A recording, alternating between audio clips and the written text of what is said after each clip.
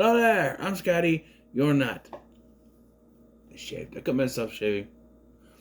Um, I was trying to do the No Shave November. I got 4 days in and I was like, I can't do it. It just bugs me too much, man. Oh, I missed some there. Well, I gotta do it now, or it's gonna bug me the whole time. Okay, I'm back. So what's crack-a-lackin'? I'm Scotty. You're not. Welcome back to Dis-Cember. Well, today we're discussing Starstruck. Yeah, I have this little cover here. Shiny, and I'm not gonna remove that. I'm not gonna review that movie this year, but on Shiny, this movie I'm gonna review another. So, yes, like I said, this is the first in a few I'm doing to have Disney Channel stars. We're starting. This is the second, actually. The first one was the last one I did. This one has Sunny with the Chances, Sterling Sandman Knight. Yes, that is his last name. 2 N's, by the way. His middle name. Excuse me, that is his middle name. 2 N's. Sandman.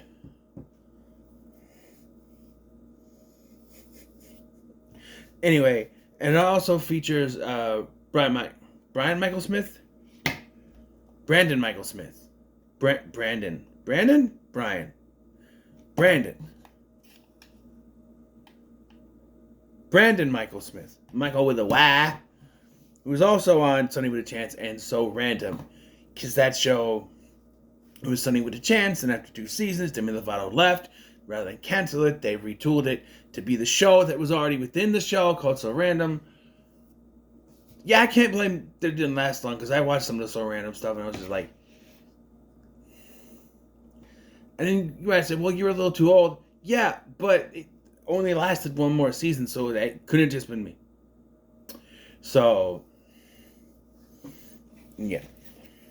So this came out in 2010 and was the very first DCOM of the 2010s decade. Yeah.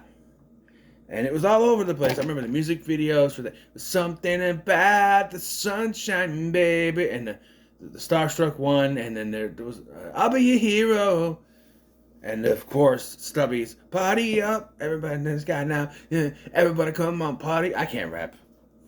I'm whiter than white bread. Okay, I can't rap.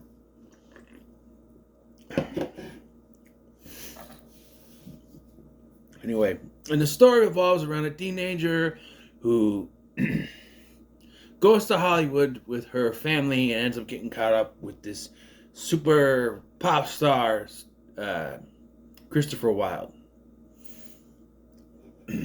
Yeah.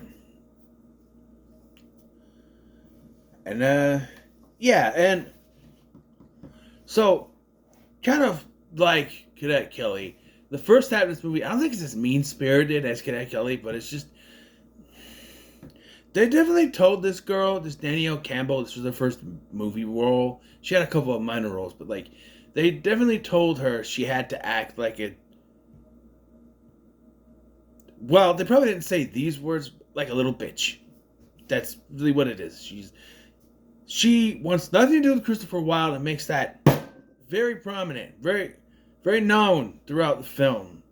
And it just comes off as forced because, like, no matter what, there are times where they having the time of their lives and she's like, It's like, come on. I mean, the one time towards the end, I understand it, but, like, there's even a point at the end of the movie where they just had to add one more little thing. Oh, did you think that you would come here and sing a song? Shut up! You have famous pop star guy singing a song for you. Forget about your morals for a second. Alright? Any girl would go gaga. Your sister would go gaga for this. And you have to be the anti-girl. Seriously. That always annoyed me watching it. Seriously, we're doing this? But they end up together anyway. Spoiler alert. But yeah, so he's performing the song Starstruck, which, fun note, is the only song that Sterling Sandman Knight, I'm calling him that, Sterling Sandman Knight actually sang, because he was added to the cast too late. which is not what they did with Zac Efron, as he was a part of the cast. He just couldn't hit the high notes that the songs demanded, because they wrote the songs before they cast the characters and then didn't cast the. I don't know why you see they just wasn't the. But even have Zac Efron, that was the case. But he sings the song Starstruck. And so right away we get the problem. What's going on is he's so famous. He's also famous that the paparazzi just follow him everywhere. And like after his performance, he comes outside, he's talking to his girlfriend. I don't know what to call her. She's stock Disney girlfriend, because she's barely a character in this movie. And I always thought the character would have done more in this. Like, it's Alexis Bender, played by Chelsea Kane, then known as Chelsea Staub, who was, I think, was it before this? She did, she's at Fish Hooks, the cartoon Fish Hooks. She was going to be in Jonas. I think Jonas was already there.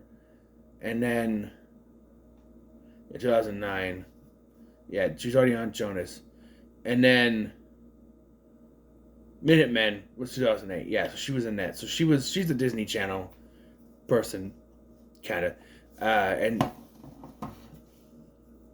remember when I first saw this, I was like, no, they miscast her. But she actually does a pretty good job. Though I don't think they had her character the right way, but. And, there's this whole plot point where the paparazzi is constantly following Christopher. And I thought it was going to be revealed that she was the one sending him around. Like, she has some sort of tracking thing on him, like some kind of gift that she gave him. They point out a pair of sunglasses that he likes. They are his favorites, that I thought are going to be, like, from her. And it's like a tracking thing on it, so paparazzi always follows him. I thought that because there's this scene at the beginning where they go to kiss, and she's like, oh, something's missing. And then paparazzi shows up. I'm like, so she's controlling them, or what? And Stubby doesn't like her because he wants his friend to be himself, and she's a part of his persona, right? So, yeah.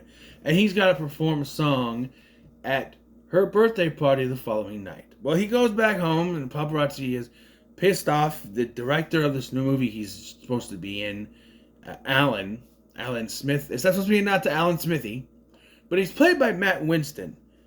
And if that name sounds familiar, it's because he's the son of Stan Winston, the special effects man. And this is a guy who you've probably seen in a lot of shit. I couldn't nail it down. There's a lot of stuff he was in, but you've seen him.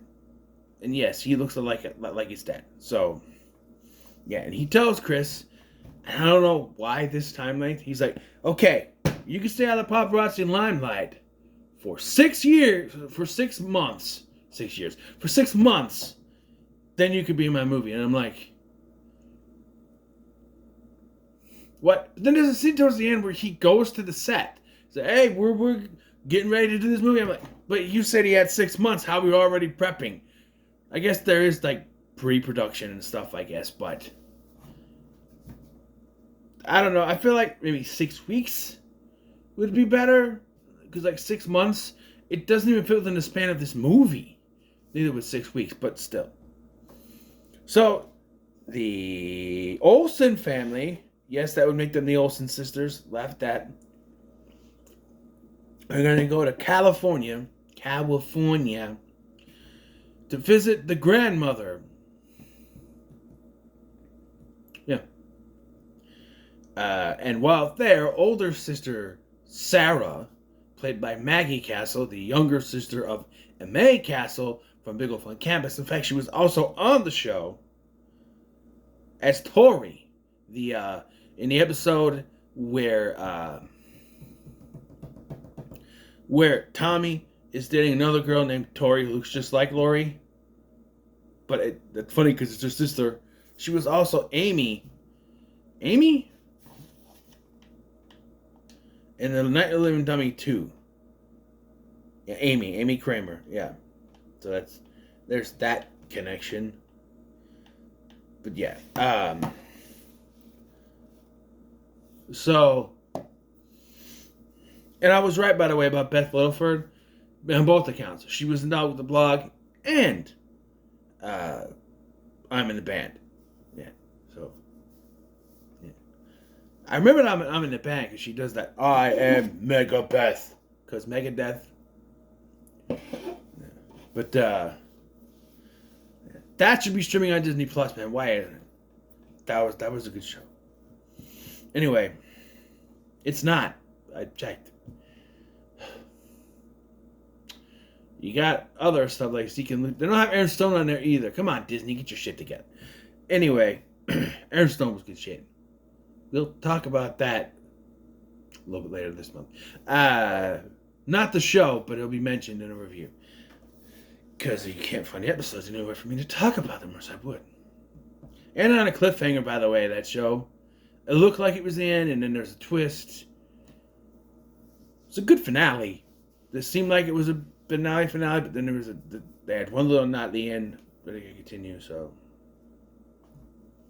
It's a good show. Anyway, so Sarah is planning on trying to find Christopher Wilde and follow him around to get attention. I guess. And I guess that's a commentary on, fans and paparazzi and all that, following people around. But her plan is not bad. So they get there, and she's like, well, I'm going to rent a car, and I'm going to drive around. And they're like, you have to be 25 to rent a car. Well, that's fine, because she's 26 years old. Yeah, the actress was 26. Even when she's standing there complaining, I have to be 25, and I'm like, well, you look 25, because she was 26 at the time. So, yeah, because they do that. Sunday Night was 20. You wouldn't be able to tell it. Then again, you had Jason Earls, who was in his 30s, playing a teenager on Hannah Montana, and that is absolutely true. Dude's older than me. I swear. Dude is older than me. He's in his 40s right now. And he was playing a teenager on a show in the 2000s. Hold on, let me look it up.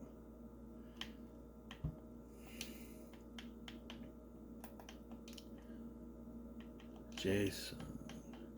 Not Jason Statham. No. Jason Earls. Yeah, 1977. He's 10 years older than I am. Playing a teenager. He's 48. He's 10 years old. He's almost 50 years old.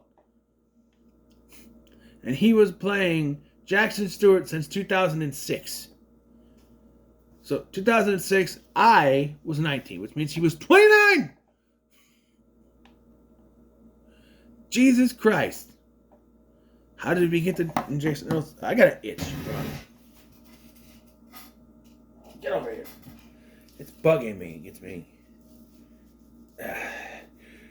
I'm glad I made this. My old tripod into a bash scratcher, because this works wonders for me. You didn't want to see that, but that's fine. You didn't want to or need to see that. So anyway, that part of the plan of Sarah's to get a car, she can't rent it, so she's gonna borrow the grandma's car, which, it's a little dinky car. Ooh, old people cars. Actually, not bad. You just need to get you from A to Z, right? A to B. So Sarah decides, I'm gonna take you out with me, she says to her sister. And if you go with me to this birthday party for Christopher's girlfriend, where he's supposed to be at, I will stop talking about Christopher Wilde for the rest of the time that we are here. She's like, how about the rest of your life? And she's like, come on. So they go there, and this is where things get a little complicated for me, because it's like, why did she get out of the car? So Sarah says, okay, you stay here, and I'll go. And so she uses Stubby. That's Christopher's best friend, if I mentioned it. She uses Stubby as a way to get into the party. So she's in there, and he comes in and performs Shades, Which, I'm sorry, Mr. Nostalgia, but Shades is not a bad song. Yes, I know his Walmart brand clothes that he's wearing don't help, but in my shades, it's not bad. It's not the best song on here. The best song is yet to come. But, and I don't classify this as a musical, by the way. To me, this is like the first Camp Rock, where there's musical parts, but it doesn't feel like a musical because it's not like musicals that the songs are supposed to move forward the plot. A lot of times they don't, but this is their performances on a stage most of the time, or in a studio. It's not a random song that they're singing out of nowhere. Even the montage song we get, which is the best song of the movie, is what moves the plot along. But it's on the radio, which is playing when they start, and then at the end of the montage, which is weird. But anyway, so I guess it's semi-diegetic. I don't know. So he plays the song. He sings the song about the shades, and then he's getting ready to go. And at this point, for some reason, Jessica gets out of the car because she worried about her sister. I'd have just fallen asleep in the car, to be honest. And so she ends up going around to the back because I know she can't get into the front because of all that stuff. And is this also the same place he was at the night before? Because it looks like the same place. I don't know. He's coming out the door at the same time and hits her. And she's holding her head, even though it didn't hit her in the head. It hit her here. I understand. You could have had a stunt person or something, but I understand you're not going to hit someone in the head. But she's going, So he's like, oh, no. And so they take Stubby's car. And he's like, hey. So what kind of head injury makes you puke? I get it if you have a concussion that messes with your equilibrium. But he takes her to the hospital, and the doctor brother-in-law says it's not a concussion. So why did she throw up? She throws up on Stubby's shoes, though it's magically gone in the next shot. But yeah, I laughed because I'm like, it's not there. They couldn't even have some kind of stuff to throw on his shoes. TV budgets, man. What are you gonna do? So he takes her to the hospital to Dr. Brother-in-law, and he switches cars with him. So I was confused about the scene where he finds her. She finds him on the beach. He's like, "Oh, I can't go home in my car." I'm like, "Didn't you have Sanjay's car?" No, because I forgot that he does switch. So he's like, "Okay, I can take you home," but he gets a phone call from his parents, who are manager parents. They don't really care at this point. They care more about making money with him than, think Macaulay Culkin's parents. But I don't think they're actually taking money from him.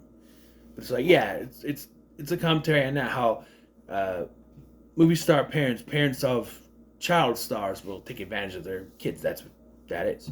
So, delicious. Like, I gotta go back to my house, and I have to perform a song. And it's like, okay.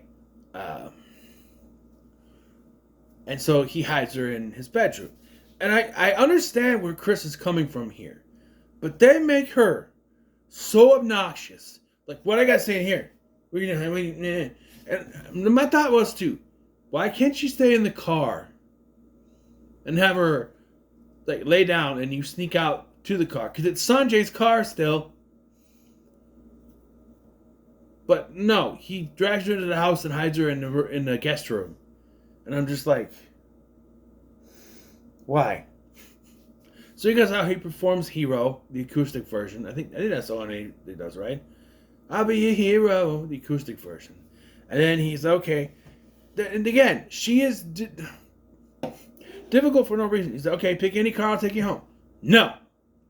The fuck you mean no? You don't want to go home? What?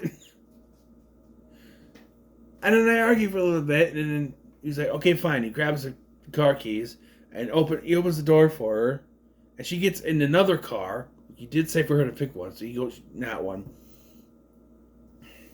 And he takes her home, and she's inside drinking orange juice after midnight, which I I don't think anyone actually does that, but and he's like, hey, I need to stay in your grandma's garage because paparazzi are driving around. And again, they never explain how they keep finding him. It's just supposed to be they find him because they do. It doesn't make any sense. And I know paparazzi are the worst guy in the world. They always seem to find the stars, but it makes it way too convenient in this movie. In movies in general, when you see that, the paparazzi are way too convenient. They're always there. Like, because the plot demands it. And the plot demands it so much because they need to be constantly on the run and he's constantly hiding. I don't think it's actually that bad, though. Then again, I'm no movie star, so I don't know.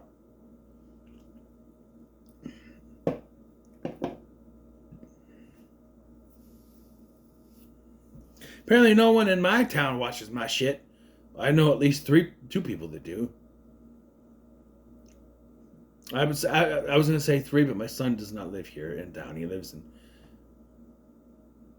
a few towns away with his mom. But I still get to see him. But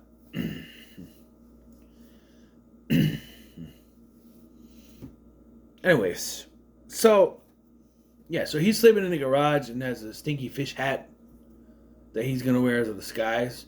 She said, "You gotta be out of here in the morning." So the next morning, when I wake up, and for some reason, there's no syrup anywhere, and then I was like, "Oh, I have the syrup. The syrup is in the garage. Why would you put your syrup in the garage? You do not want to put any food in your garage because most of the time there's no air conditioning in there, and you're in California, and the food's gonna get warm, and it's gonna rot. You do not want to put that. It's just convenience for her to freak out and try to stop her sister. And the parents in this movie are dumb because he's like, oh, we will go to the beach, and we don't have to. I will do this for you, and blah, blah, blah, blah. And we don't have to tell mom and dad. To mom and dad what? Nothing? And he just grabs the syrup and walks away. I'm like, no, you wouldn't just walk away from that. And there's so much that goes on. One, already, Jessica took off on Sarah, and Sarah was forced to come home alone because Stubby told her that Jessica took a cab. And they're not worried why she still came home after her sister did. And then she spends this whole day with Christopher Wilde. What's going to happen now? We'll get to it. Grandma's car gets totaled in the quicksand or giant-ass mud puddle, whatever it is. Swamp. And they don't ask any questions. And there's this whole thing going on with her and Christopher Wilde. We get paparazzi stuff going on. Parents are just like, well, it happened. Okay. The grandma's the one that really seems to care. She's like, I don't need that car anyway. I wanted to get rid of it since your grandpa passed. So yeah. So they go to the beach. And that's where she finds Christopher again. Because he couldn't get home because the paparazzi was there. But he's alone. Right? So unless they followed him from her grandma's house, I don't know. Because, I just don't know. What's the point of, if the paparazzi are at his house, cool. But if they're waiting for you at your house, what's the big deal? Oh, where were you? What are you doing? I was just out driving, that's all. Getting some air. Because he's trying to avoid the paparazzi because of the thing. But if he's alone, there's really nothing paparazzi are going to be at his house no matter what. He's a big pop star. Right? But no. So, they come up with the idea to swap cars. This is so stupid. They're going to swap cars. They're going to leave his car keys with Sarah. And they're going to go around in the grandma's car. But they're not going to go to Christopher's house. They're just going to drive around. Then come back and get his car. Then he's going to go home. Why are they taking the grandma's car then? But no, this is where we get the montage to something about the sunshine, baby. best song in the movie. Best song. Yes, we get a montage. We get them. I do like the part where he's like trying to buy her new sunglasses. And she's like, "Oh, that's a lot. Okay, I want this. I want this. And I want this." She just grab it. And yeah, so and here's the thing: like they kind of got to know each other the night before, and then she's acting all nice here, and then she's all frumpy, like, "Oh, why can't she just go home?" And then they're nice here, and then they try to drive. After the montage is done, they try to drive and end up in the mud and they argue again. But ultimately, they end up being fine because Christopher falls off the same cliff that Shia LaBeouf fell off of in Even Stevens movie, apparently, but he's perfectly fine. And then they're like, "Oh, it's okay." And then he's like, "Oh, I'm gonna go home." No, okay. "Oh, you can't tell anyone what we did. And I need your camera with all the pictures we took." By the way, one of the pictures is they look at the pictures and they're going like this. It's a screenshot from the film. They've done that before. One of the picture that Jamie Lloyd has of Jamie Lee Curtis in Halloween 4 is just a production still. They do that so much, but it's just like this. She's holding the camera in the picture though. You can see her hands. They cut off the camera so you can't see, but her hands are doing this. So it's like this. They couldn't take a picture. They couldn't take that picture, but then take another one from another angle just to make it. No? Okay.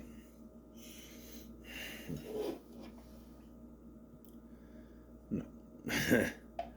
But yeah. So. Yeah. Then everything gets convoluted. So there was a paparazzi that saw them together. They took pictures. Her name's all over the place. And so he is told by the movie producer guy, the director's like, "Hey, all you gotta do is go on TV, say you don't know her." So he does. He goes on TV, he lies, and clearly this is a lie because of how it's affecting her, but her parents are stupid. And by now they're back in Michigan. Yeah, Michigan. Go Blue! They're back in Michigan.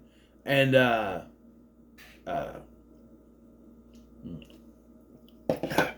again, his daughter was gone for the entire day. The sister ends up with Christopher's car. And I do like when she shows up at Christopher's house, so he's like, "Sarah? Oh, this ain't good." And then Stubby, yells at him. He's like, "Hey, where's my friend? What is this? What is this whole thing?" By the way, she's like, so his girlfriend shows up to talk to him, and she's like, "Oh, I have a date with so-and-so." She's like, "What, you breaking up with me?" She's like, "Mm-hmm." And I'm like, okay. Random. It's so random. But yeah, okay. And then he realizes he's got to turn his life around. He goes to where the movie's production is, like I said, and he tells the director, "If I have to lie to be in a movie, then I'm not going to do it." And he walks off and he tells his parents, "I'm taking control back of my career. I'm done with you guys. I'm doing what I want." He's like, "Well, I quit the movie." And they're like, "That's not going to work for us. It doesn't matter what works for you. He doesn't want to do it. Don't want to do it. He's taking back his life." And I was thinking to him, this should be when he tells off Alexis. She shouldn't break up with him by saying she has another date. He needs to tell her off. Not the other way around where she's just like, "Oh, I have a date with a guy." And it's just implied that they broke up. He needs to, when he's turning his life around and changing himself, he needs to realize he doesn't want to be with Alexis. It's only for the vanity. There could be a whole thing where she's all with the paparazzi. Right? Reveal that she's behind this story. Because she's having a paparazzi follow him around, and she realized maybe she does break up with him. Where it's like, "Oh, I thought you were supposed to be there for me." But it's not even like she breaks up with him because he's been around with this girl. She's just like, "Oh, I have a date," and that's that. Yeah. So then there's this school dance in Michigan. For some reason, she still goes to the dance. Her sister is having her try on her dresses because it's like, oh, that's her friend's like, oh, that's pretty, but it's not too cute. But imagine it be on me, it'd be cuter, right? And I'm like, then even she's like, why don't you try these on, right? And then Sarah has, or Jessica has this whole speech she says to the paparazzi about, and she actually is telling the truth where she's like, the Christopher Wilde that you guys are talking about, I never met him. Because she met the real Christopher Wilde, you know what I mean? So she's at this dance, and then Christopher Wilde shows up. He sings her a song. What's it called? Here I Am, I think is what it's called. It's a slower one. It's not one of my favorites from the soundtrack, but I think it's Here I Am. Boyfriend. Oh, I forgot something. We'll get there. Listen, party up. Gotta believe. Hero. New boyfriend. Make a movie. It's not on the soundtrack. Shade soundtrack. Something.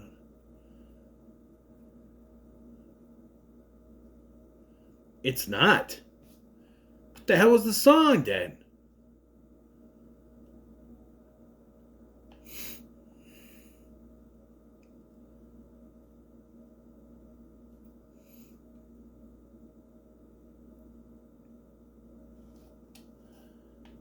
I need to look at it. I'm not going to listen to it, but I need to. I swear.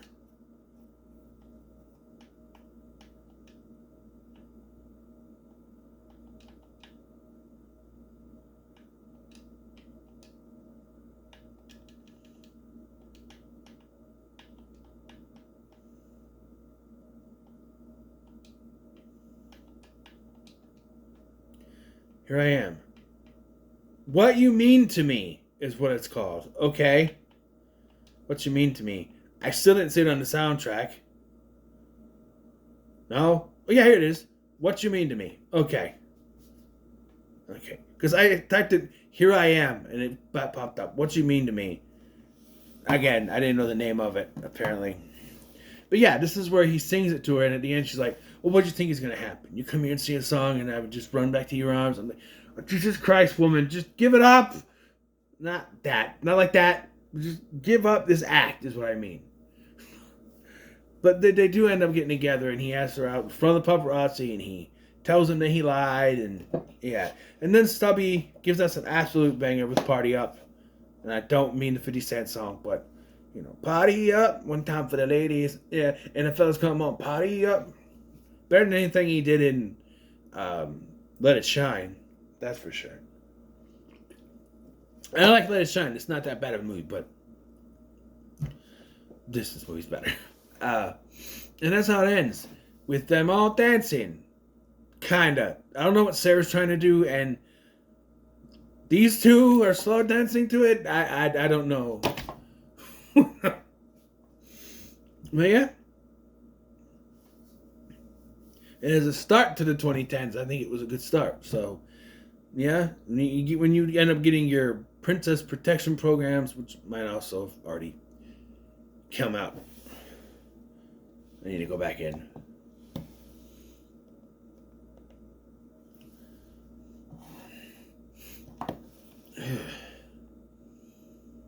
Where I keep farting and it stinks.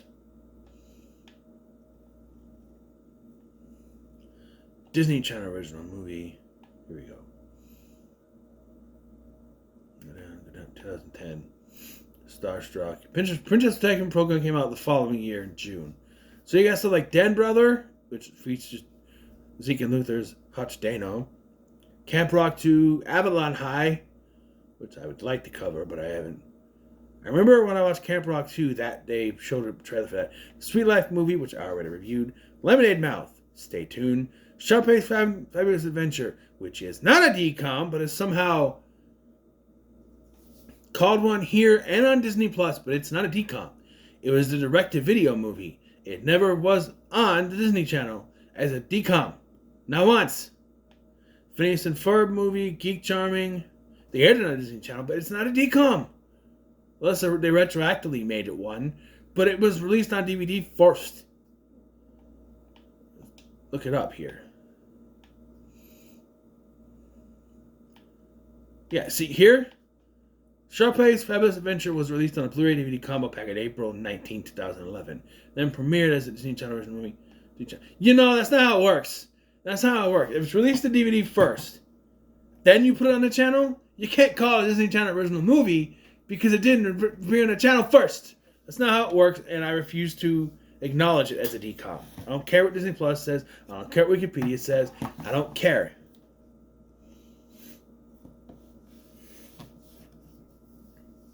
I don't. Anyway, back to this movie. Yeah, it's pretty good. I still enjoyed it. So, and this DVD didn't freeze up like Sky High, so this was in better condition, and better condition than the first one I got. Do you guys remember the story? I bought a copy of this movie, and when I opened it, no disc. So I had to buy another copy of this movie. It didn't come with a slip, so I'm glad I bought that first one because I like the slip. It's shiny. So, yeah. So what's next? I don't even know. I know, but you don't. I really don't even know which one I'm doing next. I have a list. Tentatively, I have a whole bunch of shit on this. Maybe I do know what's next. We'll see. So what are your thoughts on Starstruck? Someone should like, share, and subscribe. Excuse me. Thank you for watching. I'm Sky, and I'll see you in the next one.